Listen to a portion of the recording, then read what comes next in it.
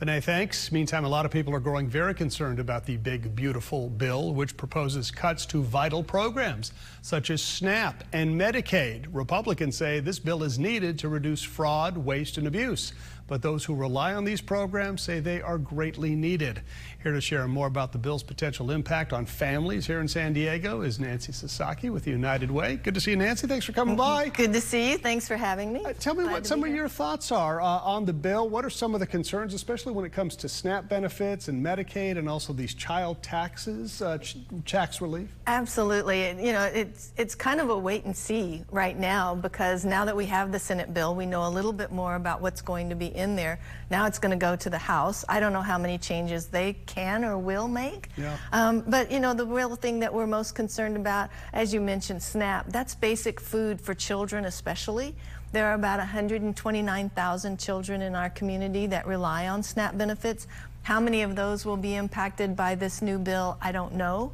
But to think of children going hungry really makes me sad. Yeah. So, you know, that's one of the areas that we're concerned about, is what will the impact be on the kids in our community. In our work around education, we're especially worried because kids who come to school hungry can't learn. Sure. They can't focus. What about Medicaid? What are some of your concerns with that? Yeah, so Medicaid is where we're talking about people getting access to health care. Yeah. And health care is so basic, whether it's just your wellness today or life and death situations. What we get concerned about is that we know that getting your coverage and your care early on can help prevent those life or death situations. We don't want people to not have access early on, that they end up having to go in a life or death situation. Sure. And we've seen that happen in our communities. So it seems like Republicans are trying to put forth maybe some more eligibility requirements, some maybe things that an individual who needs these programs have to kind of prove a little bit more, maybe more often.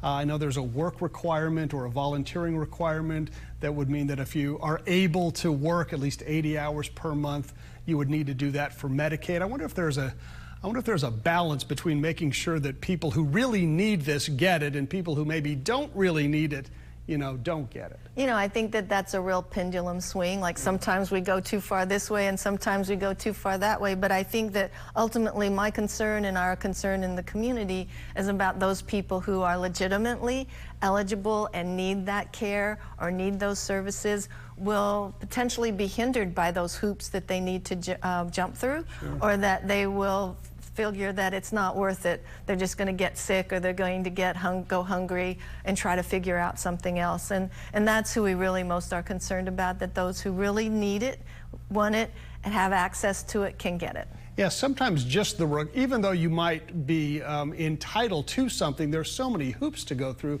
so many forms to fill out, so many things that you have to go through. It's almost daunting that you can't even really get through the maze of it all. Absolutely. And with that, we're talking about health care. But, I mean, how many people already almost don't want to file their taxes because of trying to find all their documents, trying to find everything that they need in order to attach or go to somebody that can prepare that. You know, those are already hoops that we jump through. I know you're doing such great work at United Way. Tell us how people can learn more about what you're doing, and if they want to get more involved maybe in this bill and in this issue and talk to their lawmakers, local lawmakers. Yeah. Absolutely. You can always go to our website, uwsd.org, and find out what we're doing in education and economic mobility so that people have the financial stability they need.